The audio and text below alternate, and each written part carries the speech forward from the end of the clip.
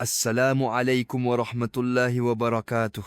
Chers frères et sœurs, beaucoup de personnes dans le monde croient que Jésus ou Isa alayhi salam est Dieu ou le Fils de Dieu.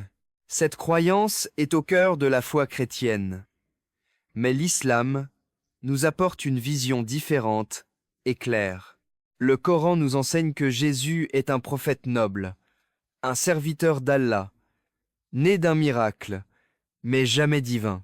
Avant de commencer, abonnez-vous à la chaîne pour plus de rappels, likez pour soutenir le message, et surtout partagez cette vidéo afin que d'autres puissent bénéficier de ce rappel. Dans cette vidéo, nous allons explorer ce que le Coran dit réellement sur Jésus, afin de dissiper les malentendus et renforcer notre compréhension de ce grand prophète.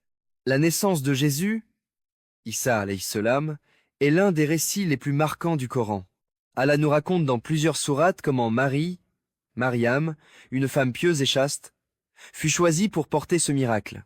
Dans sourate Mariam, Allah décrit comment l'ange Gabriel lui annonce qu'elle allait avoir un enfant, malgré le fait qu'aucun homme ne l'avait jamais touchée.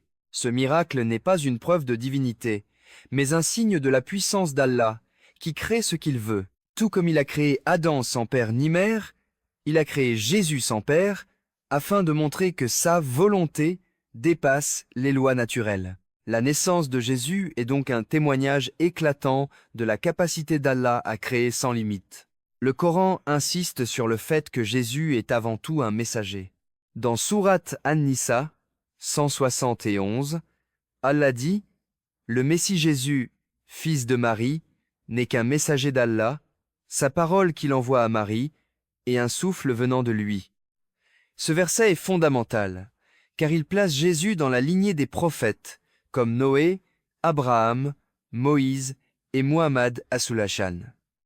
Tous ont été envoyés pour rappeler aux hommes l'adoration exclusive d'Allah. Jésus n'est donc pas une exception dans sa mission.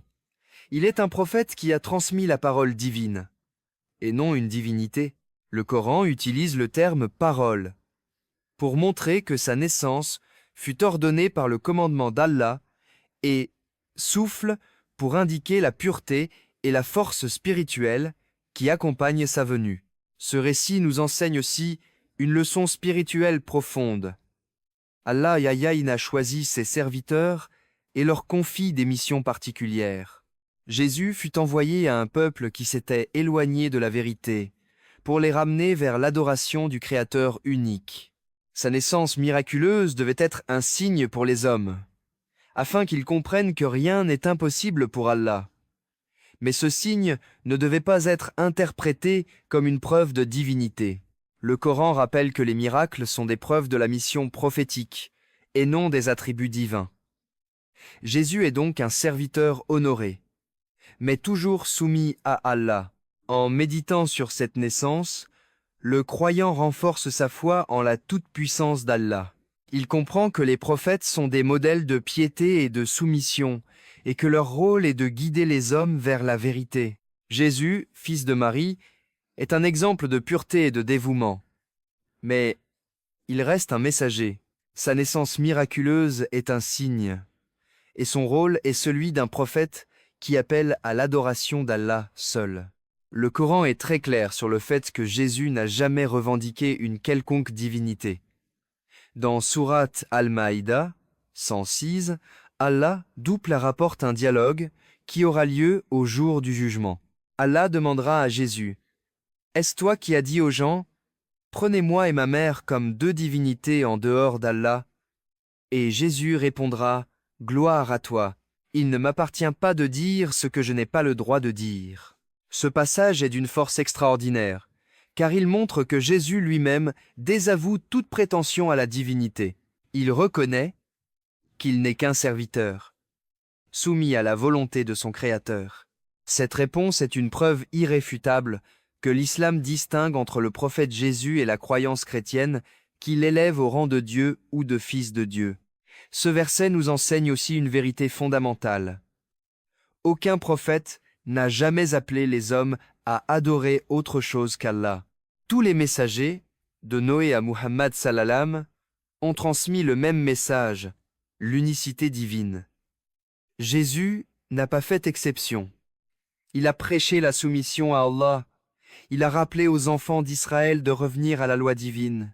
Mais jamais il n'a demandé qu'on l'adore. Le Coran insiste sur cette continuité du message prophétique, afin que les croyants comprennent que l'islam est la prolongation et l'achèvement de cette mission universelle. Il est important de noter que l'attribution de la divinité à Jésus est une déformation qui s'est produite après son départ. Les générations suivantes ont introduit des croyances étrangères à son enseignement, influencées par des philosophies et des cultures environnantes. Le Coran vient corriger ces erreurs et rappeler la vérité. Jésus est honoré, il est aimé, il est respecté, mais il n'est pas Dieu. Cette distinction est essentielle pour préserver la pureté du monothéisme.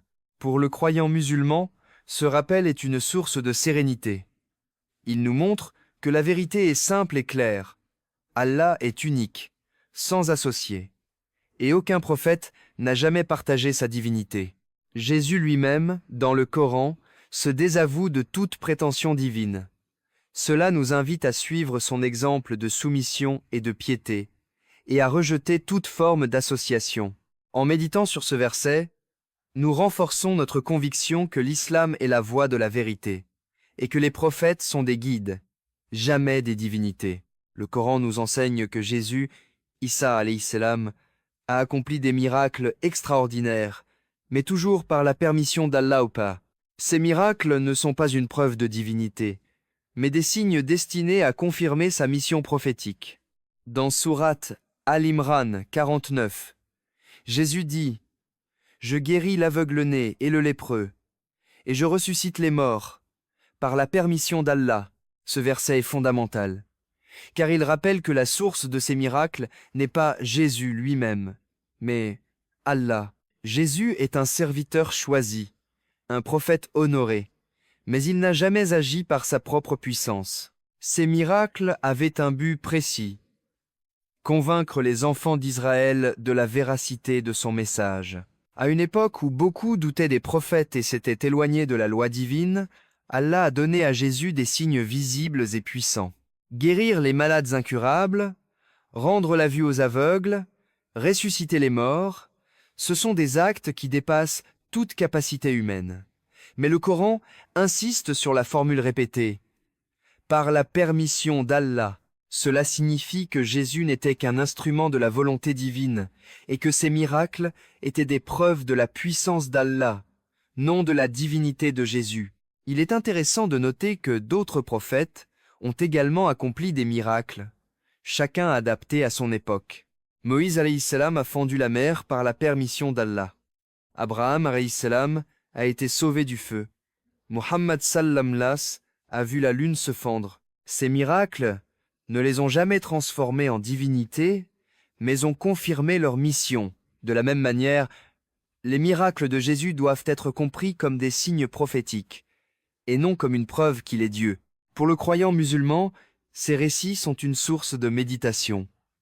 Ils rappellent que la véritable force appartient à Allah seul. Même les prophètes les plus honorés ne possèdent aucun pouvoir par eux-mêmes.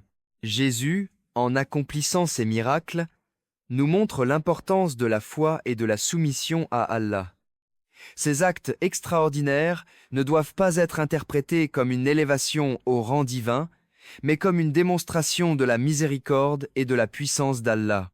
Ainsi, les miracles de Jésus renforcent notre conviction que les prophètes sont des guides, des serviteurs, et que la gloire revient uniquement à Allah. Ils sont des signes pour les croyants, des preuves pour les sceptiques, et un rappel que tout pouvoir appartient au Créateur. Le Coran nous rappelle que Jésus, Isa alayhi salam, n'était pas venu pour établir une nouvelle religion indépendante, mais pour confirmer le message des prophètes qui l'ont précédé. Dans sourate As-Saf 6, il est rapporté que Jésus dit « Ô enfants d'Israël, je suis vraiment le messager d'Allah envoyé vers vous, confirmant ce qui, dans la Torah, est antérieur à moi, et annonçant la bonne nouvelle d'un messager qui viendra après moi, dont le nom sera Ahmad. Ce verset montre que sa mission était double, confirmer la Torah et annoncer la venue du prophète Muhammad, salamad. Jésus est donc un maillon essentiel dans la chaîne des prophètes, reliant la révélation mosaïque à la révélation finale. Sa mission prophétique consistait à rappeler aux enfants d'Israël l'importance de revenir à l'adoration exclusive d'Allah. Beaucoup s'étaient éloignés de la loi divine. Certains avaient altéré les textes, d'autres avaient introduit des pratiques étrangères au monothéisme. Jésus fut envoyé pour purifier la foi et ramener son peuple vers la vérité. Ses paroles et ses miracles étaient des signes destinés à renforcer ce rappel. Mais le Coran insiste sur le fait que son rôle était celui d'un serviteur et d'un messager, jamais celui d'une divinité. Il est également important de souligner que Jésus annonça la venue du dernier prophète, Muhammad sallamlas. Cette annonce est une preuve que sa mission s'inscrivait dans une continuité prophétique. Tous les prophètes ont préparé le chemin pour ceux qui viendraient après eux, et Jésus ne fit pas exception. En annonçant Ahmad, il montra que la révélation divine allait se poursuivre jusqu'à son accomplissement final. Cela confirme que l'islam n'est pas une rupture, mais l'achèvement du message divin transmis depuis Adam.